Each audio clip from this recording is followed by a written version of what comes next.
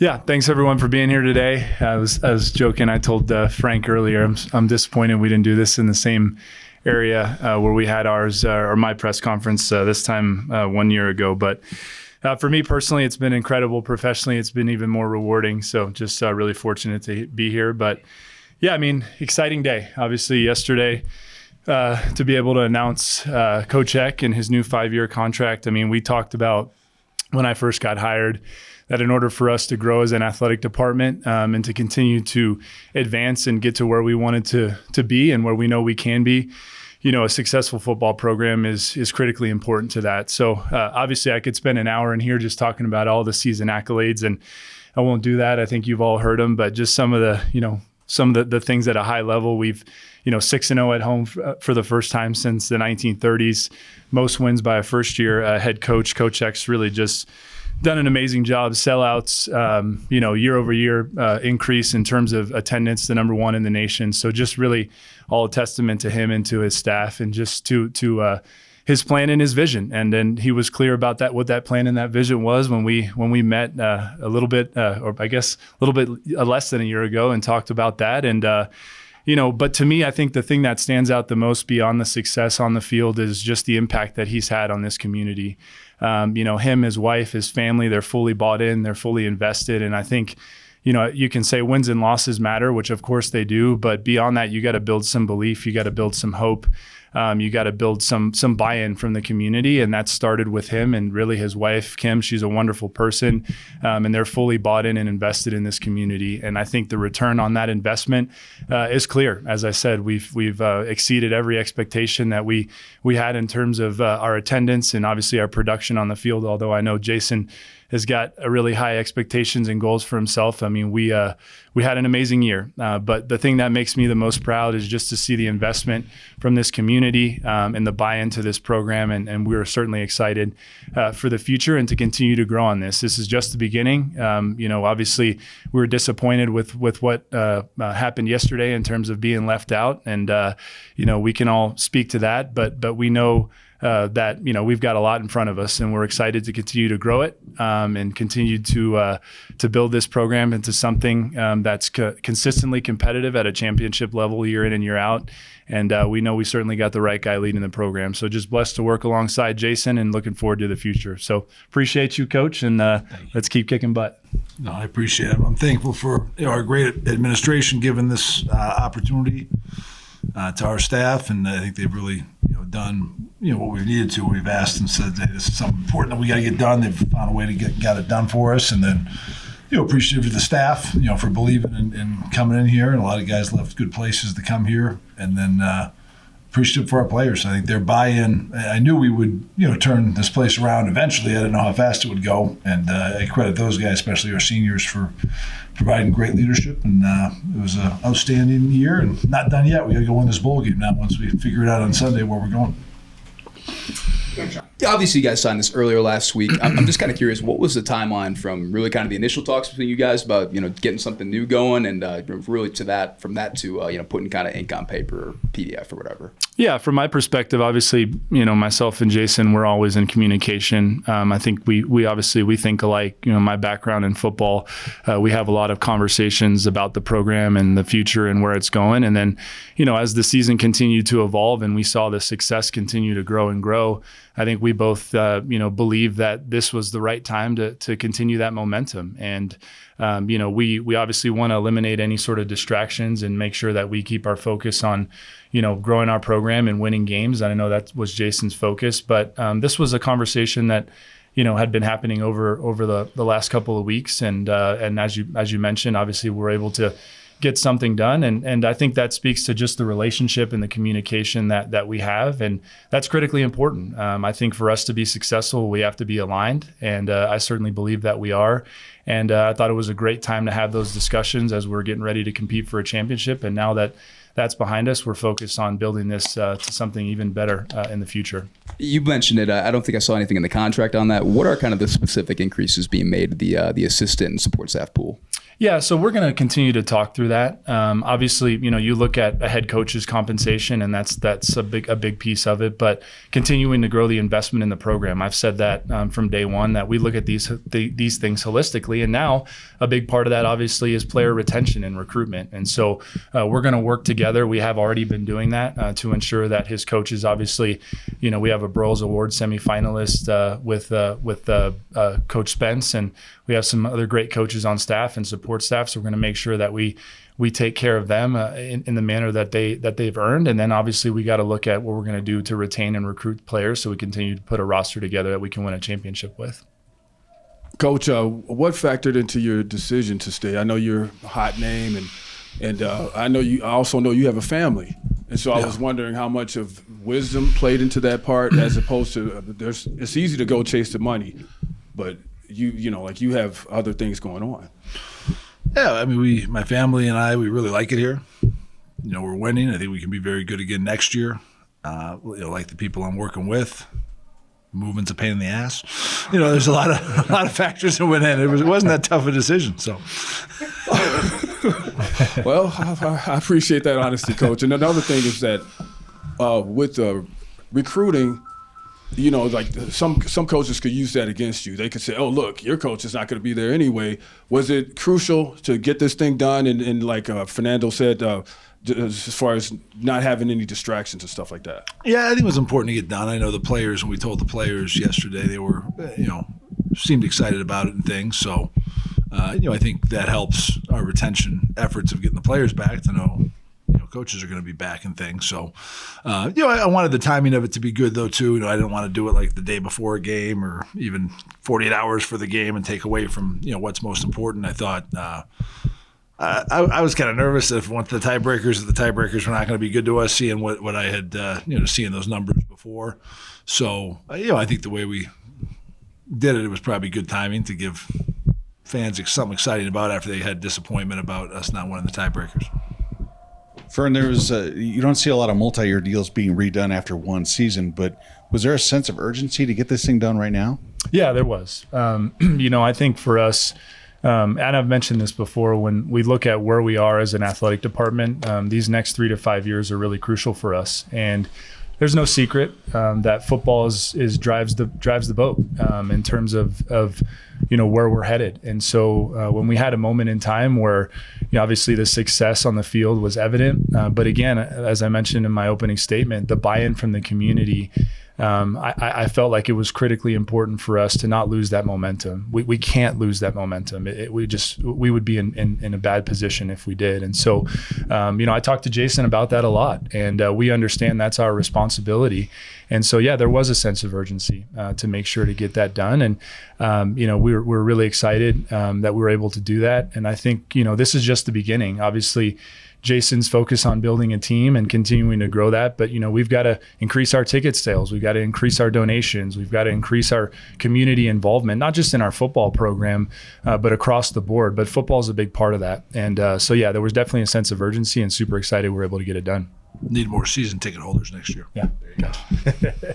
And was there any sense of PTSD on your part from what happened last year? Because last year you had a coach standing up there saying, "I want to stay," and then 4 days into your tenure, he's gone. Yeah.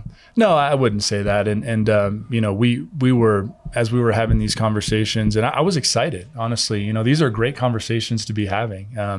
We're having success. There's excitement. And how do we continue that? And so I was really eager. My team was really eager to try to get this done and to try to make sure that we were continuing to put our best foot forward. And I certainly feel like we did that, and really excited to see where we go. And, yesterday, the last 30 hours, it's been kind of like an emotional roller coaster where the Mountain West Conference Championship game is announced. Obviously, Lobos don't make that. But then the AP, you guys get votes for the top 25, which is something that hasn't happened in 20 plus years. And then there's an announcement of Coach X staying here, which, Lobo had Lobo fans jumping all over the place. Can you kind of talk about, the emotions the last 30 hours or so? Yeah, I can speak to that because there's this video of me circulating on X of me running around and all that. So yeah, I'm an emotional guy. I pour my heart into everything that I do, and so it was certainly emotional. Obviously, that win on Friday was I would rank them up there, in the top in terms of all the games I've been around for a lot of different reasons. And then, yeah, that was a tough moment in the morning. We were in conversation a lot on Friday night and Saturday morning, and that was tough emotionally. Certainly for me, for our department. I can let Jason speak to the team, but we were excited that we knew this news was coming for Jason's new contract. And I think, again, when you look at all of this, the ups and downs, the roller coasters, it's all because good things are happening, and that's what what I don't want to lose sight of. And I think that's really cool. And I'll give Jason his flowers. He said it in the locker room. I was grabbing a bite to eat during halftime, and he walked in, and I always love to listen what Coach X says because he's so profound with the things he says. And he refocused the team, and he said, hey guys, if I would have told you before the season that we would be down 4 at halftime playing for a chance to get into the conference championship, how would you think? And I saw all of their faces just light up. So I think it's all about refocusing that emotion, diverting it to the right causes and right purposes. And that's what we're trying to do. But yeah, it was certainly an emotional 36 hours. There's no doubt about it. And Coach Eck, I was looking at it, I think it was 247 Sports. I believe Desmond Branch is the last New Mexico recruit to commit to the UNM, and that was I think 2013, 2014. And I know you want to put an emphasis on recruiting the local talent around here. I know during the NMSU game, Tyler Martinez mentioned he never got a look from UNM. What are kind of your plans now that you're going to be here for the long haul, recruiting wise? Signing day is Wednesday. We're going to sign some New Mexico guys on Wednesday. So yeah, we're definitely looking at all the top guys, and we had some good recruits at the game last weekend on official visit. So our recruiting will always start, here in New Mexico, and we had some good players from the Albuquerque area. We had some good guys from southern New Mexico who were at the game last week, and signing day is coming up. 2 days, we'll find out about some more New Mexicans adding their name to our roster. Some incentives obviously stayed the same in this deal for Fern, obviously. I'm curious, what kind of went into reworking that and making them a little bit more aggressive with kind of the regular season wins and the college football playoff incentives and all that too. Yeah, I think they're all, as you're looking at how do you continue to reward performance, I think that's certainly something that you see a lot now in the environment, the college football landscape. And those are achievable incentives. Obviously, Coach has really proven this year that when he develops a team like he did, that we're going to be competing at a high level year in and year out. And so, always looking for ways to be aggressive and incentivize success. People. I think someone asked me, so and so's got this bonus that you have to pay. Great, I love it. I love paying them. That means we're meeting those goals. And so, we tried, uncovered every stone to make sure that we're being aggressive and we were incentivizing success, because I know that's what Jason's expectations are. So just finding ways to be aggressive and incentivizing success. Of course, there was obviously the context hanging over the season that a refreshed or a plain new deal was really important because you want to keep a good thing going. We've kind of touched on it earlier. You said you didn't, talk to anybody throughout the season and all that. And how much interest did your representation kind of feel throughout the season? I know at least 2 calls that I know of that that we kind of discussed, and we're not the right fit. So, but we certainly weren't looking. We just if people called us, we talk about it and make a decision, and that's why it's not a real tough decision, because there was nothing that was really came up that said, man, that's a job that I think is an incredible job. I think we're making this an incredible job, which people haven't said in a while. So. Coach, quick question. Thinking about the next 5 years and going forward, what is it about this place that makes it special to you? Well, I think the way the people have rallied around us, seeing that environment. I mean, I think the environment at that game on Friday and that second overtime is as good as any environment in Group of 5 football in the country. I mean, that was the crowd was into it, passionate, impacting the football game, making a difference, forcing those false starts, and I love that. And then, I think just the ability that we were able to come in and have so much success this year. I think, we're really scheduling well. I think obviously, I think your goal in the Group of 5 is to try to be the one team that makes the CFP. So you got to win your league, and you got to be really good to withstand withstand getting upset. You probably need to win them all, or for us, probably be either 12-0 or 11-1, and then win your conference championship game and give yourself a chance to do that. And I think our schedule going forward is going to set that up for us. Next year we'll have just one Power 4 game, and if we could have done it right and still played UCLA and not played Michigan, that would have been pretty good, for our schedule and for getting wins and things. So I just think we're in a good position to keep building on the success we've had. I'm excited. I know Fern's been working hard with trying to do some things to improve the stadium, so that not only is it just a good product they're seeing on the field, but they're having a good environment at the game with the amenities and things like that. And they're not waiting in lines for concessions and bathrooms. And I think that'll be a good thing for this whole state, making a push to get the state high school football games here and things like that. So, I think we're just kind of hitting the tip of the iceberg, and, we got a great market here. There's a lot of people here to market this program to and sell season tickets. It's a lot easier to find a way to sell 20,000 season tickets in a metro area of close to 1 million than some small college town of 50,000 or something. So I think we've had a good start, but I think there's a lot of growth and room for improvement. And every day when I drive in, I see that sign up behind the press box, and the last conference championship is in the 60s. That's too long. We got to change that and put a championship up there. And speaking of conference championships, you all obviously don't get to play for the conference championship, things of that nature. What is some of the information that you shared with the players, or just some of the feedback that you gave them as far as their emotions and things? Well, I think it was very important that we needed to, validate their feelings, let them talk about it. We had one of our non-football meetings last night, and it's good to when you are frustrated, when you are going through some stress, when you're down about something. I think it's good to verbalize that, talk about it with people, and share that, because I think there was a lot of the same shared emotions with that. And it's really focused with this year's team on kind of consoling them, and it's out of the control. I think when we start our team next year, we'll talk about things like, you can't beat Nevada by 2 and Colorado State by 3. That stuff matters when it comes to commuter rankings and stuff.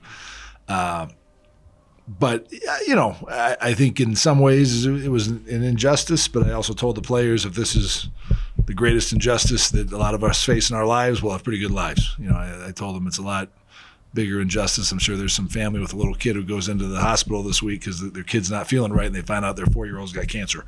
That's a lot tougher deal than getting misjustice or something out of your control with playing in a game or something. So I think it's important we keep perspective in that. And I also told them this next game will tell a lot, because if we go play poorly in the bowl game, it's real easy for everyone to say, you know what, yeah, we were right about that. New Mexico didn't belong in that championship game. We go play really well and kick the crap out of somebody, then I think it gives validity to our case that, yeah, we were the best team in this conference this year.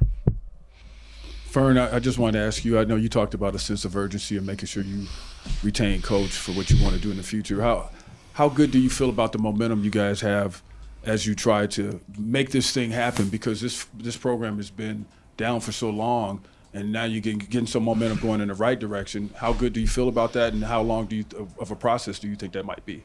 Yeah, I feel really good about it. When we were talking about this job, we both believe that this is a really good football job. Obviously you look at the historic, record in the last 10 years, it hasn't been great, but there's been periods of success. And so to me, when that happens, that means that the bones are there, right? But it's just uncovering every stone. How many times have we asked each other, is this maybe a reason why we haven't had success here in the past? We asked each other that question quite a bit. And so I think momentum is one. I think momentum is really important in life in general.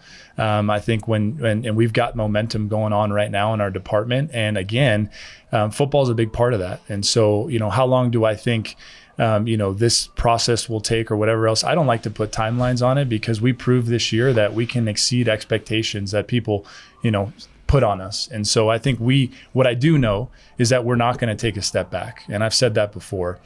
So whatever we're doing that's good, we're going to enhance it. And whatever we need to fix, we'll fix it, right? And that includes for our fans, right? For the folks that come to support us in the stadium and everything else. And so I think we got a lot of momentum, and this was a big part of making sure we didn't take a step back and kept pushing forward with that momentum.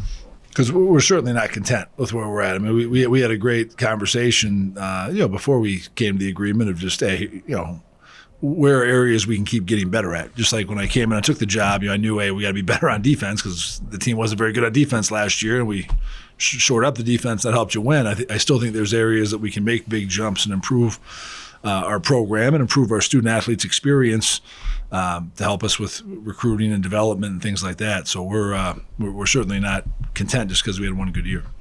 Coach, and one question for you, like what have you learned from this season? Like you're the guy who has a reputation for the rebuild, and every place is going to be different. What have you learned from this season? Well, I think I probably have built even more, kind of trust and belief in just our formula, because our formula has worked again with turning the program around quickly. And I really think even what I learned from this being my second head coaching job from my first head coaching job, I think this was even faster and a better turnaround because I think we've streamlined it and improved some things in our process. So I got a great trust in our plan. Now executing the plan is harder than crafting the plan. So we got to keep improving our execution and making sure our buy-in's good and keeping our urgency up and making sure that as people around the community, I think that was a growing thing just even this year, that handling when everyone's telling our players how great they are because they're off to a good year,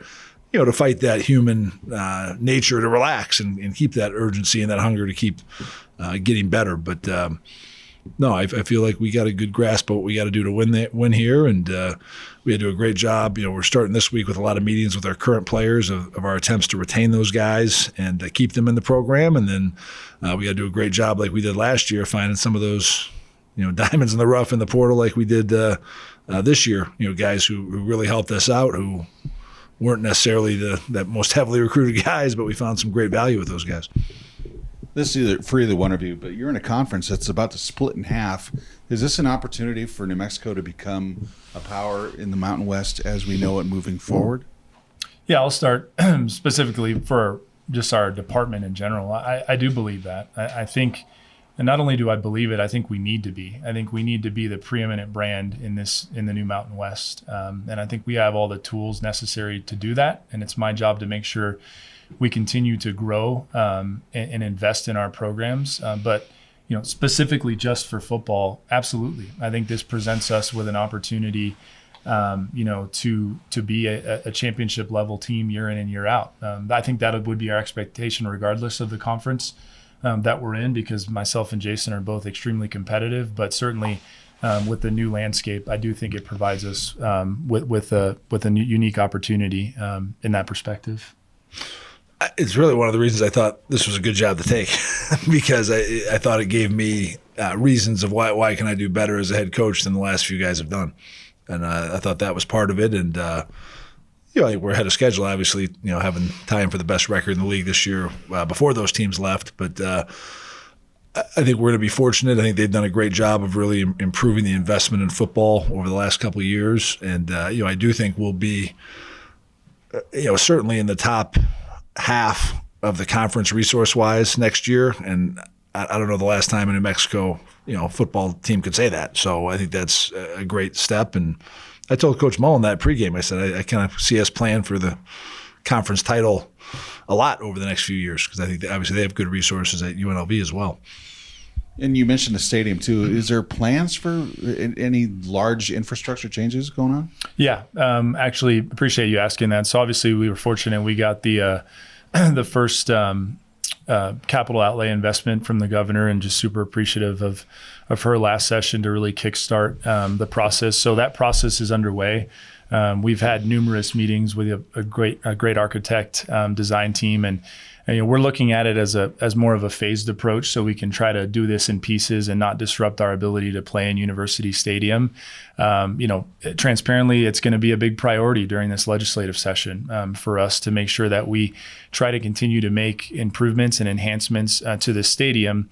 And I've said it before, and I mean it sincerely, that this needs to be more than just a football stadium. We've got to host community events. We talked about high school football, concerts, all of that stuff, right? I want to make sure that, those that invest in this stadium, whether it be through the state government or through our private philanthropy, that folks understand this is more than just a football stadium. So we're pedal to the metal. That's a huge priority for us, massive. We've got to invest in our football infrastructure. and our stadium. And I think this year showed that, when we have these crowds that we're expecting to have year in and year out, that our infrastructure can't support it. And so we're looking forward to getting started on that here pretty soon. You touched on it earlier when I asked you about it. In the terms of, just to be clear, in terms of the staff salary pool and all that as well, will those just be restructured deals or completely new deals, or have you kind of not come to a conclusion on those quite yet? Yeah, there'll be new deals, and Jason can speak to it. Yeah, most of our guys were on 1-year deals. Yeah. So I think we had one person in the staff was on a 2-year deal. So most of the ones will be on new deals anyway, and most of those I believe start February 1st. They're a month after mine. And then in terms of, we talk about contracts. Fans always want to talk about the buyout and everything there too. And I understand that a new deal kind of changes the timeline, obviously. But why was the buyout remained? Why does the buyout remain unchanged from the previous contract? Yeah, I think it's commitment, right? It's commitment on Coach X's end and on our end, right? That we're invested in this. We want to build this and continue to grow on it. And look, as Coach said. I'm taking words out of his mouth. I think it's going to take an incredible opportunity for him and his family to leave here. And at the end of the day, we want to make sure that we're committed. And I know he feels the same way. And so I think that was a big point for us, to ensure that. And that's I think commitment's the biggest thing there. Good. One last one right here. Coach Eck, Low Rider has kind of become like your theme song. A lot of people like to play it. Do you have any ideas for Fern to have like a theme song? Is there? Oh, geez. Want to throw out there? Might need to get him like a cape, so when he's running across the field, he has like the cape, in the background. I honestly, I blacked out. I didn't know that was going on, but I'm glad someone got that on camera. So that was like a superhero flying above University Stadium, Super Fern. It's gonna be Creed, Marlin Soar, right? I don't know. I'm not good at that stuff. There you go. All right. Thanks, everybody. Thanks, fellas. Appreciate you. Thanks, guys.